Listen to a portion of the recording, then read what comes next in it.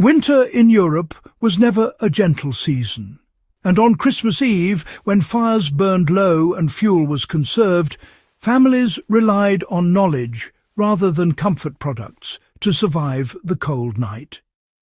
Before duvets, fleece throws, or thermal ratings, there was a precise blanket arrangement passed down quietly through generations. If you care about historical living, survival practices, or understanding how people actually endured winter, this is knowledge worth keeping alive. Before we go further, make sure you like this video and subscribe to Warpaths of Europe, because this channel exists to preserve practical history, not nostalgia. This method relied on layering direction, compression, and airflow control rather than thickness. The arrangement began with a coarse wool blanket placed directly over a linen or hemp sheet, not for softness but to absorb moisture from the body. Wool's ability to retain warmth even when damp was critical during long winter nights, when sweat could turn deadly cold. On top of this came a second, heavier wool blanket folded lengthwise, not spread flat. This fold created a doubled insulation zone directly over the torso, where heat loss is greatest. The key was that the edges were tucked beneath the sleeper's body weight, sealing warmth without restricting movement. The top layer was positioned to reflect heat downward rather than trap air upward. A third blanket, often felted or tightly woven, was laid crosswise at chest level and folded down toward the feet. This acted as a heat reflector, forcing rising warmth back toward the core instead of allowing it to escape near the shoulders. You know, modern bedding often fails here, leaving gaps at the neck and upper chest. Historically, this cross-layer actually replaced the need for thick pillows or raised headboards, which were, well, pretty rare in working households.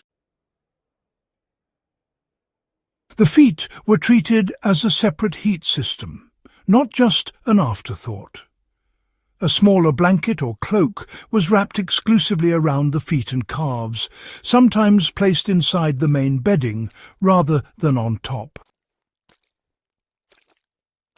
This sort of localized insulation prevented cold from creeping upward through the legs, which is a known cause of restless sleep and even early hypothermia.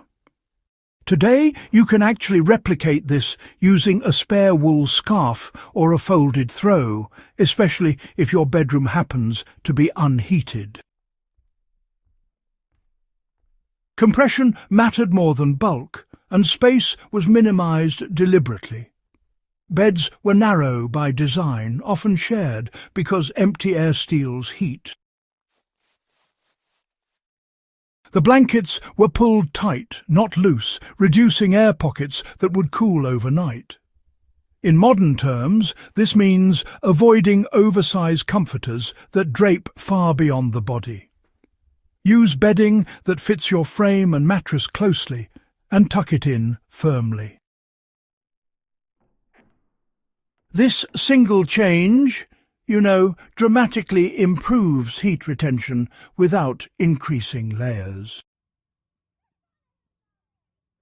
This arrangement can actually be applied today using simple materials and a bit of historical logic.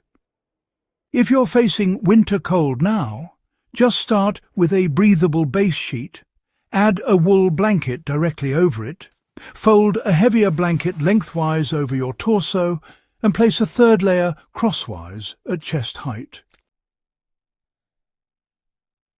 Seal the sides under your body and insulate your feet separately. This setup works honestly in cabins, apartments, tents, or even during power outages. It is quiet, efficient, and proven by centuries of European winter survival. This Christmas Eve method wasn't forgotten because it stopped working. It was forgotten because, well, modern convenience replaced knowledge. If this kind of practical history matters to you, subscribe to Warpaths of Europe, share this with others preparing for winter, and keep these skills alive where they belong.